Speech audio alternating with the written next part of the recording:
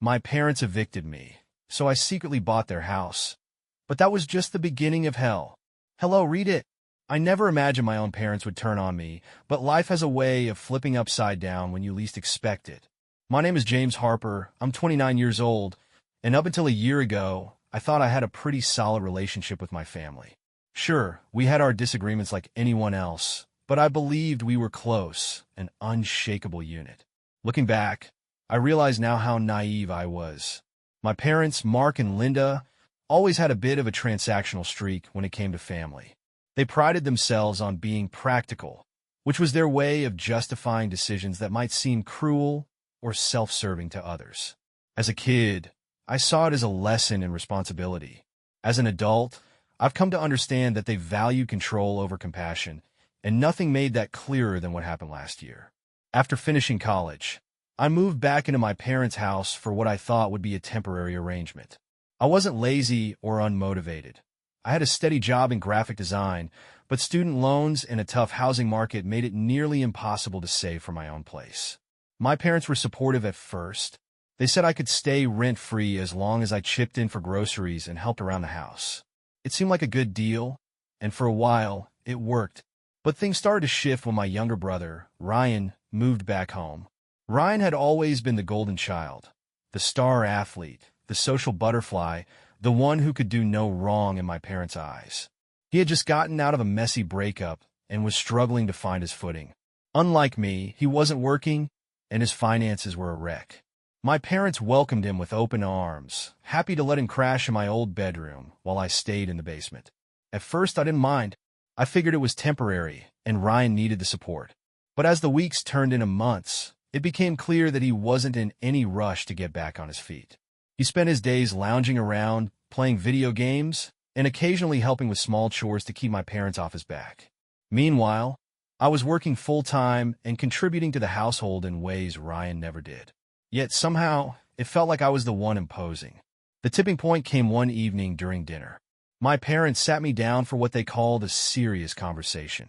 I remember the way my dad cleared his throat, avoiding eye contact, while my mom nervously folded and unfolded her napkin. They said they'd been thinking about the future and had decided it was time for me to spread my wings and find a place of my own. At first, I thought they were joking. I laughed and asked if Ryan was getting the same speech. He wasn't. The reasoning they gave was vague and frustrating. They said it wasn't fair to keep supporting both of us indefinitely and that Ryan needed a stable home environment to get back on track. When I pointed out that I was the one paying for groceries, handling the yard work, and even helping cover utilities, they brushed it off. My dad said, "You're almost 30, James. It's time to stand on your own 2 feet." I left the table that night feeling humiliated and betrayed. For the next few weeks, I scrambled to find a new place. The rental market was brutal, and every apartment I looked at seemed to come with a mountain of hidden fees. Meanwhile, my parents gave me constant reminders about my move-out deadline, as if I needed the added pressure. Ryan, of course, was thriving, taking over more of the house and soaking up my parents' attention like he'd won the lottery. The day I moved out was one of the lowest points of my life. My parents barely helped me load the moving truck, and Ryan didn't even bother to come outside to say goodbye. I ended up in a tiny, overpriced studio apartment across town, barely able to make ends meet. I should have felt free, relieved even, but all I could think about was the injustice of it all. After everything I had done for my family, this was how they repaid me? I tried to let it go, but the bitterness festered. Every time I heard about Ryan hosting a barbecue at the family house or saw photos of my parents smiling on social media, it felt like a slap in the face. The final straw came when my mom called me one afternoon to ask for money. She said they were struggling to keep up with the mortgage and hinted that it would be a shame if they had to downsize. She even had the nerve to suggest that I should move back in and pay rent, now that they were reconsidering the rules. That was when the idea first hit me. At the time, I dismissed it as a fleeting fantasy, too petty and impractical to take seriously. But the more I thought about it, the more it made sense. My parents' house was in a prime location, and the real estate market was booming. If they were struggling financially, it wouldn't be long before they put the house up for sale. What if I found a way to buy it? Not as an act of revenge, or so I told myself, but as a way to take control of the situation and finally even the playing field. I started doing my research. Quietly, carefully, I looked into their mortgage, assessed the value of the house, and explored my financing options. To my surprise, it was all within reach. With my stable income, good credit, and a bit of help from a loan program for first-time buyers, I could actually make it happen. It would take some maneuvering, and I'd have to keep my intentions under wraps. But the thought of turning the tables on my parents was too satisfying to resist. Over the next few weeks, I put my plan into motion. I worked late hours, took on freelance projects, and saved every penny I could. At the same time, I kept a close eye on my parents' situation, waiting for the moment when they'd be forced to put the house on the market. It didn't take long. Within a few months, a for sale sign appeared on their front lawn, and my heart raced with anticipation. I contacted the realtor anonymously, posing as a potential buyer. From there, it was a waiting game, a delicate balance of staying under the radar while preparing for the biggest move of my life. What my parents didn't know was that the home they were so eager to kick me out of was about to become mine. And once it was, they wouldn't be living there rent-free or cheaply ever again. The day the for sale sign went up felt like validation.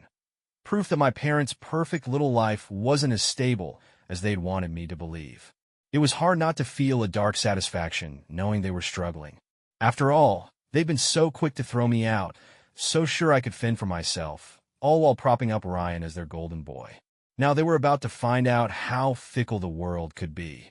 But I couldn't let my feelings cloud my judgment. If I wanted my plan to work, I needed to play it smart. I contacted their realtor under a fake name, using a throwaway email address and a burner phone number I'd set up specifically for this purpose. I didn't want any trace of my involvement leading back to me until the deal was finalized. My goal was to stay anonymous, to ensure that my parents never suspected the buyer could be their own son. The initial walkthrough of the house was surreal.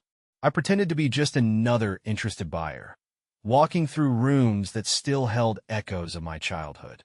The realtor gave me the usual spiel about the neighborhood, the school district, and the potential of the property, all while I nodded along and pretended to take notes.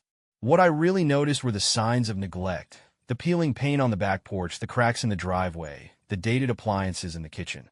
My parents had always been frugal to a fault, putting off repairs and upgrades for as long as possible. It was no wonder they were struggling to keep up with the mortgage. Still, despite its flaws, the house was a solid investment.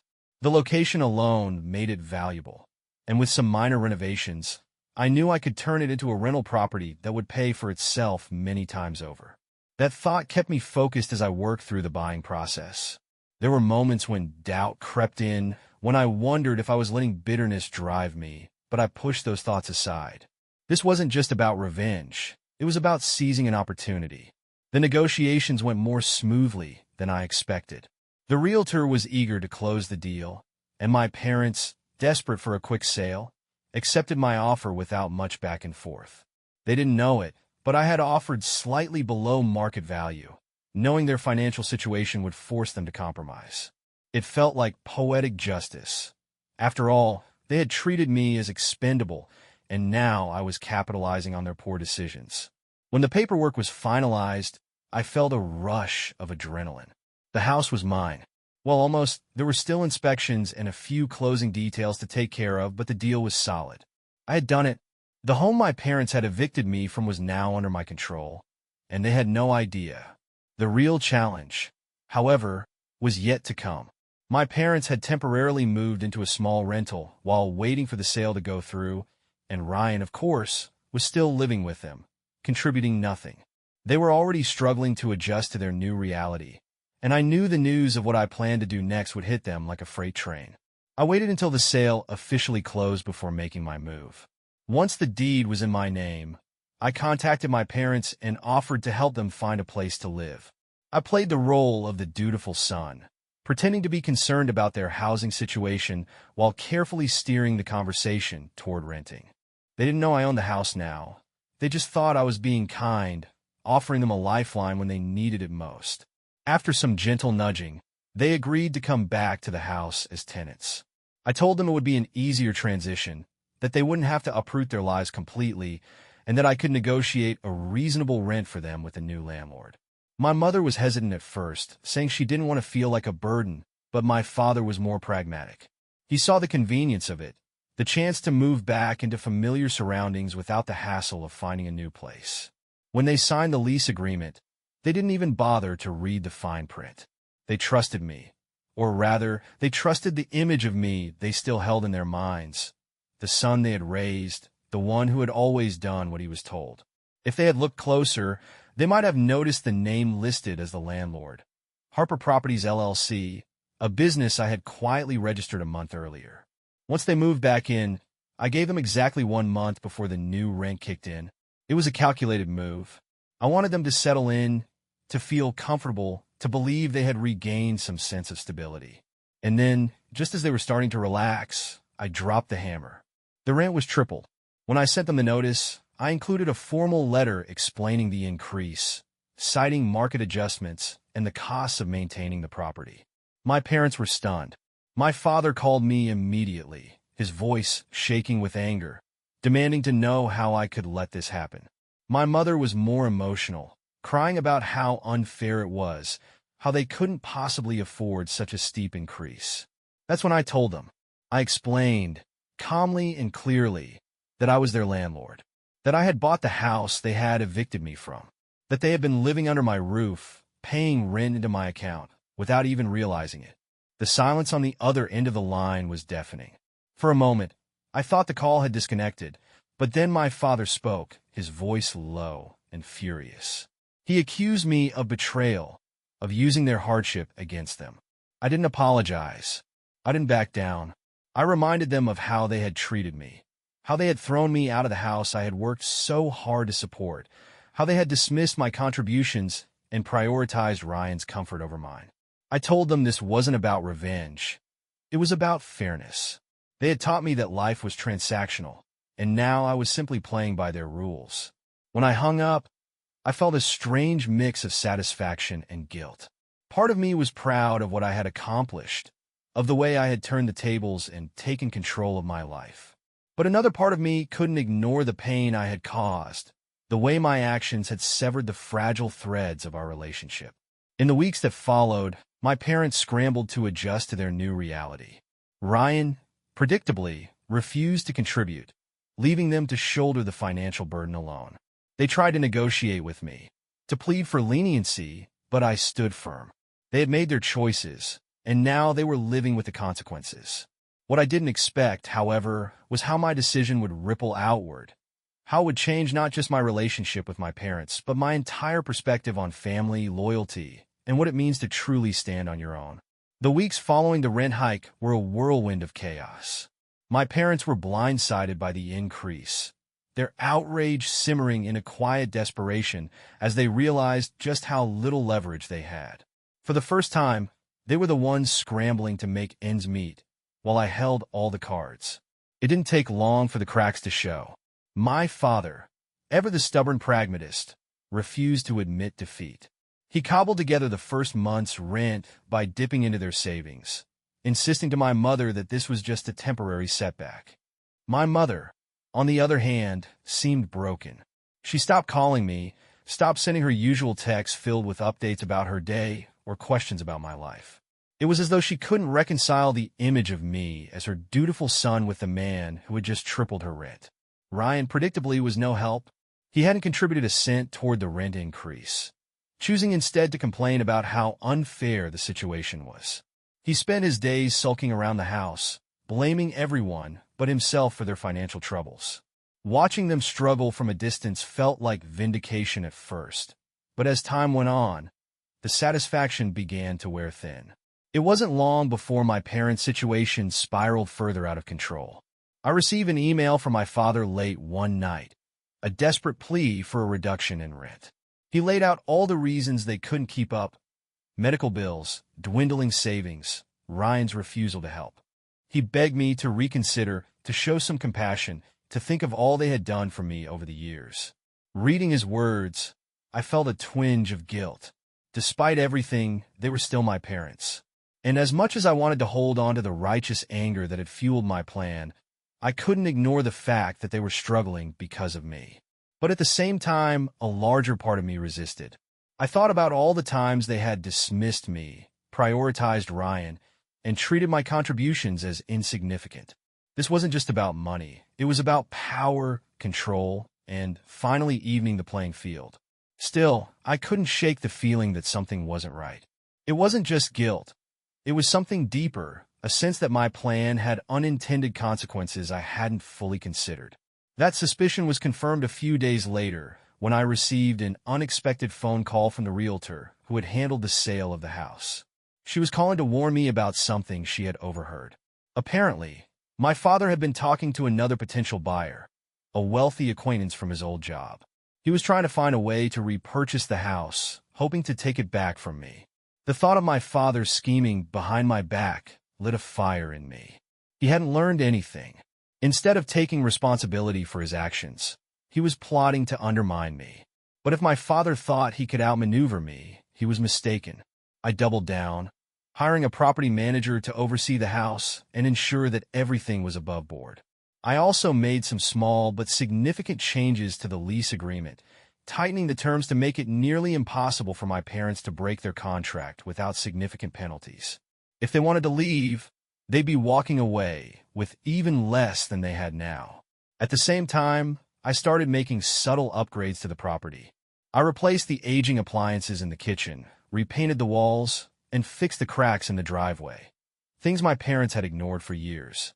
I wanted to make the house more appealing to potential renters, just in case my parents decided to leave. It wasn't about revenge anymore. It was about securing my investment and proving to myself that I could take control of my life, no matter how messy the situation became. But as I poured more time and energy into the house, I began to notice something I hadn't expected, a growing sense of unease. The satisfaction I had felt in the beginning watching my parents struggle, knowing I held the upper hand, had started to fade. In its place was a gnawing emptiness, a feeling that I had crossed a line I couldn't uncross. For years, I had resented my parents for their lack of empathy, but now I was beginning to wonder if I had become just like them. Things came to a head one evening when Ryan showed up at my apartment unannounced. I hadn't seen him in weeks, and his appearance was a shock. He looked disheveled, his usual cocky demeanor replaced with something more subdued. He said he needed to talk, and, for once, I decided to listen. Ryan told me that my parents were struggling more than they had let on. My father had been forced to sell some of his prized possessions, his old record collection, his fishing gear, to cover the rent. My mother, who had always prided herself on her independence, had started borrowing money from friends. They were barely holding on, and Ryan blamed me for all of it. At first, I brushed off his accusations, reminding him that he had done nothing to help the situation. But as he continued talking, his words began to sink in. He said something that hit me harder than I expected. "You've proven your point, James. You're in control now. But what's the point of winning if you destroy your family in the process?" For the first time since this all began, I felt a flicker of doubt. Had I gone too far? Was I punishing my parents for their mistakes? Or was I punishing myself by holding on to so much anger? I didn't have an answer, but I knew I couldn't keep pretending that everything was black and white. That night, I sat in my apartment, staring at the lease agreement and wondering what to do next. Part of me wanted to hold my ground, to keep pushing until my parents finally acknowledged the damage they had done. But another part of me, quieter but persistent, wanted to find a way forward, a way to rebuild what we had lost without compromising everything I had worked for. The decision I made that night would change everything. When I received the notice from my parents declaring their intent to vacate, my first reaction was a mix of vindication and unease. This was the outcome I had prepared for, wasn't it? To prove that I could rise above their neglect, to show them how it felt to be powerless and pushed out. But instead of satisfaction, all I felt was an empty, nagging doubt. I had gotten what I wanted, but at what cost? The next day, I decided to confront them in person. I couldn't let things end like this, not without addressing everything that had been festering between us for months.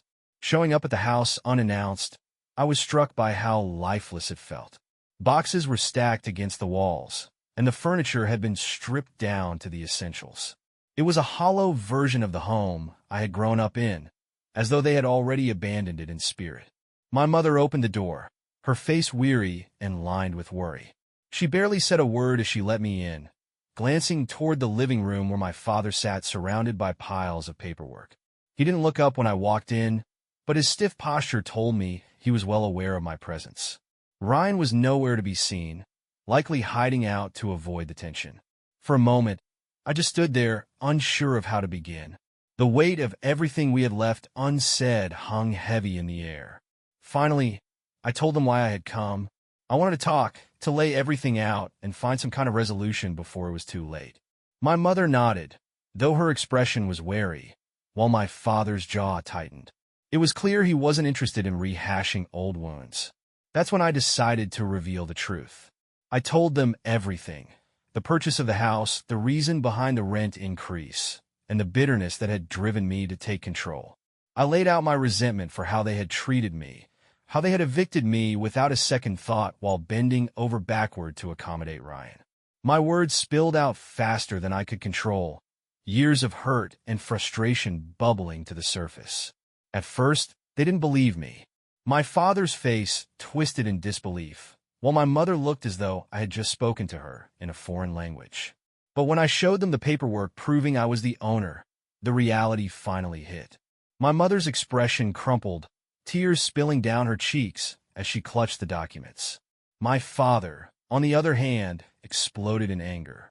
He accused me of betrayal, of using their financial struggles as an excuse to humiliate them. His words stung, but I didn't back down. I reminded him that they had made the first move by evicting me, that they had prioritized Ryan while treating me like a temporary burden. My mother tried to calm him, her voice shaking as she admitted they had made mistakes. She said they had never realized how much their actions had hurt me, that they had taken me for granted without even thinking about it.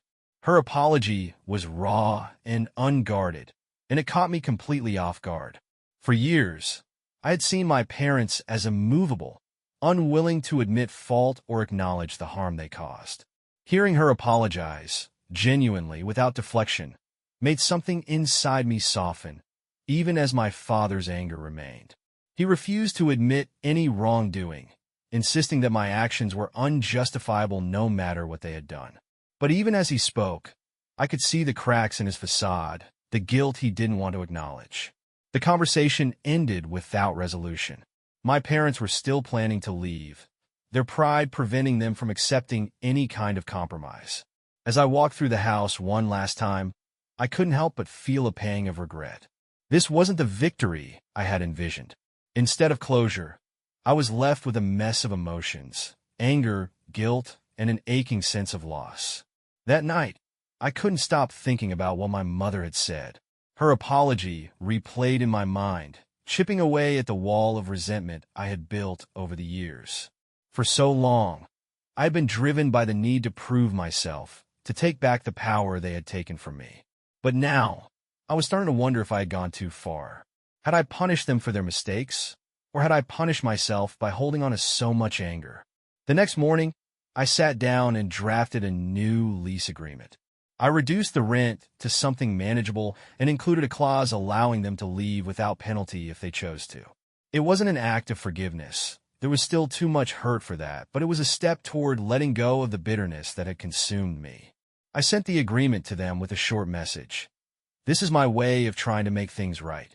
The choice is yours. Now, all I could do was wait. After I sent the revised lease agreement, I spent the next few days in an uneasy limbo, waiting for a response. Part of me hoped my parents would accept it, seeing it as an olive branch, a way to move forward without completely severing ties. But another part of me wasn't so sure. Pride ran deep in our family, and I knew my father, especially, would see my gesture as an admission of guilt or worse, pity. When the reply finally came, it wasn't what I expected. My father sent a brief, matter-of-fact email saying they were rejecting the new terms. They had found another place to live and planned to vacate the house by the end of the month. It was a clean break, devoid of any sentiment or acknowledgement of the emotional weight behind my offer. My mother didn't contact me at all. The day they moved out, I drove by the house one last time, parking down the street where I could watch without being noticed. A moving truck was parked in the driveway, its back doors open as workers loaded the last of their belongings. My father directed them with his usual stoic efficiency, while my mother stood off to the side, her arms crossed tightly over her chest. Even from a distance, I could see the sadness etched into her face. It felt strange, watching them leave a house that had been at the center of so much history. This was the place where I'd grown up, where birthdays and holidays had been celebrated, where arguments and reconciliations had played out. Now, it was empty, stripped of its warmth and memories, reduced to just another property under my name. Once they were gone, I walked through the house alone, taking in the echoes of what had been. The silence was heavy, almost oppressive, but it gave me time to reflect. For all the anger and resentment that had driven me to buy the house, I couldn't ignore the hollow ache that remained. I had won in the sense that I had taken back control, but it didn't feel like a victory. Over the next few months, I poured my energy into renovating the property, turning it into a high-end rental that would attract tenants willing to pay top dollar. It was a smart investment, one that promised long-term financial security, but every time I walked through the freshly painted rooms or admired the updated kitchen, I couldn't shake the feeling that something was missing. The house was no longer a home. It was a monument to the fractures in my family. During this time, I didn't hear much from my parents.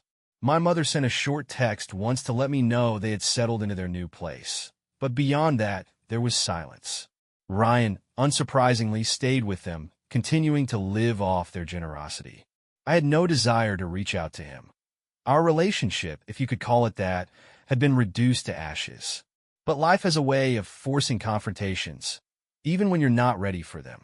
It happened 6 months after they moved out. My mother called me out of the blue, her voice shaky as she asked if we could meet for coffee. I hesitated, unsure of what she wanted, but ultimately agreed. When we met at a small cafe near her new apartment, she looked smaller, older, as though the weight of the past year had taken its toll. She didn't waste time with pleasantries. Instead, she apologized. She told me she had spent months reflecting on everything that had happened, replaying the choices they had made and the pain they had caused. She admitted they had been wrong to evict me, wrong to prioritize Ryan, and wrong to assume I would simply forgive and forget without any acknowledgement of the hurt they'd inflicted. Her words were raw and unpolished, but they were genuine, and for the first time in a long time, I felt like she truly understood. She also revealed something I hadn't known. My father's anger wasn't just directed at me. He was angry at himself, at the choices that had led them to financial instability, at the way he had failed to protect the family he prided himself on leading. But his pride wouldn't let him admit it, not even to her. Her apology didn't fix everything, but it opened a door I hadn't realized I wanted to walk through. I told her I appreciated her honesty and that I wasn't blameless either. I had let my anger consume me, driving me to make decisions that hurt them in ways I hadn't fully considered. For the first time, we talked, not as mother and son locked in a power struggle, but as two people trying to make sense of a complicated situation. Rebuilding trust was slow, but it started with small steps. I visited their new place a few weeks later, where my father greeted me with a reluctant nod. He didn't say much, but his willingness to let me through the door felt like progress. Ryan stayed in his room the entire time, which suited me just fine. As the months went on, we found a new rhythm. My parents and I weren't as close as we once were, but we were no longer at odds.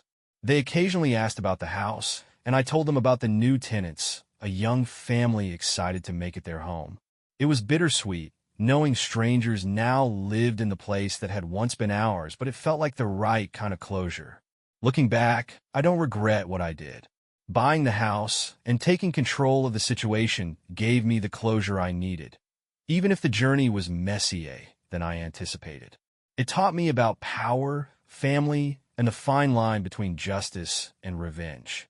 My relationship with my parents will never be perfect, but it's real, and that's enough for me. In the end, I learned that winning doesn't always mean walking away unscathed. Sometimes it means finding a way to move forward, even if it's not the way you envisioned.